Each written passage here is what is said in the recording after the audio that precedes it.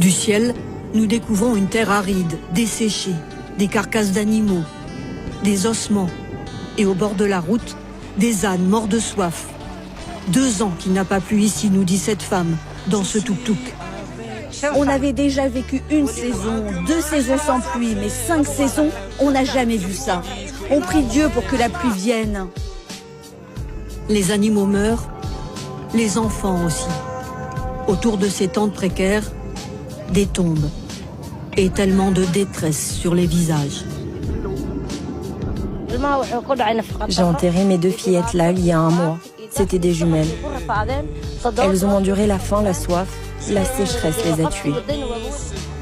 Des milliers de familles se regroupent ici depuis plusieurs mois, car c'est le seul endroit où il y a une distribution d'eau organisée par des humanitaires dont l'UNICEF. La sécheresse a poussé ses habitants à abandonner leurs villages éloignés après avoir perdu tout leur bétail. Khadija nous explique qu'elle a marché durant 14 jours pour atteindre ce camp avec ses enfants, épuisés. Quand on est arrivé ici, mon fils de 3 ans était très faible. Il avait faim. Il ne pouvait plus tenir sur ses jambes. Il n'a pas survécu. Khadija a creusé la tombe du petit, tout à côté. Une histoire tragiquement banale ici. Au village, on avait 10 chameaux, 30 chèvres, 5 vaches. Ils sont tous morts. Seules 3 chèvres résistent encore sous cet arbuste. Mais pour combien de temps? Tu vois cette chèvre-là? Elle vient d'accoucher. Son bébé est déjà mort. Elle est trop maigre. Elle fait même plus de lait. Les bêtes ont faim, les habitants aussi. Dans une tente bricolée avec des bouts de tissu et de plastique, une grand-mère, enfouie dans son regard perdu, nous montre une pomme de terre qu'elle tient comme un objet précieux. Aujourd'hui, vous avez seulement cette pomme de terre à cuisiner pour toute la famille? Oui, pour 8 personnes. C'est notre seul repas, cette pomme de terre. Je vais la cuisiner avec un peu d'eau et du sel. J'ai rien d'autre. La Somalie s'enfonce inexorablement dans la famine, victime du changement climatique. Nous avançons un peu plus loin dans les terres. Mais pour faire quelques kilomètres ici, il faut être entouré par une escorte armée.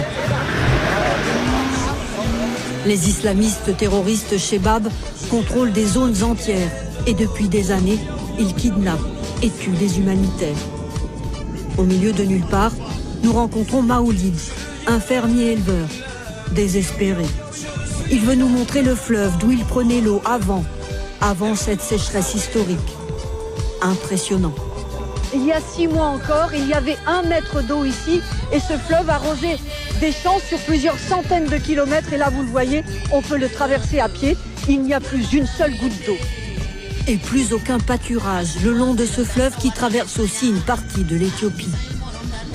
Dans ces zones désertiques, les habitants attendent impatiemment la visite de la clinique mobile de l'UNICEF, 1 fois par semaine. Ce matin, les infirmiers constatent encore que tous les enfants souffrent de la faim, comme cette fillette. Vous voyez, le bracelet c'est rouge. Ça veut dire que cet enfant souffre de malnutrition aiguë sévère. Chaque jour, on reçoit 20 à 30 cas comme cela. Mais le seul endroit où les enfants peuvent être sauvés est à 500 km d'ici, à Mogadiscio. À l'hôpital Banadir, ce matin, le médecin nous dit qu'il n'y a déjà plus assez de lits pour accueillir les enfants sévèrement dénutris. Comme le petit Abderrahman, il a 2 ans et plus aucune énergie. Il est faible, très faible. Le problème, c'est son poids. Il fait moins de 3 kilos. Il n'a pas de muscles, regardez, et pas de graisse. Chaque minute, un enfant somalien est admis à l'hôpital pour malnutrition extrême. Mais nous ne pouvons pas rester trop longtemps ici. Cet hôpital est régulièrement la cible des islamistes terroristes. D'ailleurs, quelques minutes plus tard, sur la route, c'est notre convoi UNICEF qui est attaqué. Le véhicule derrière nous est touché. Il y a 4 blessés. C'est un engin explosif sur le bord de la route. En tout cas, notre escorte s'est déployée. On rentre à la base.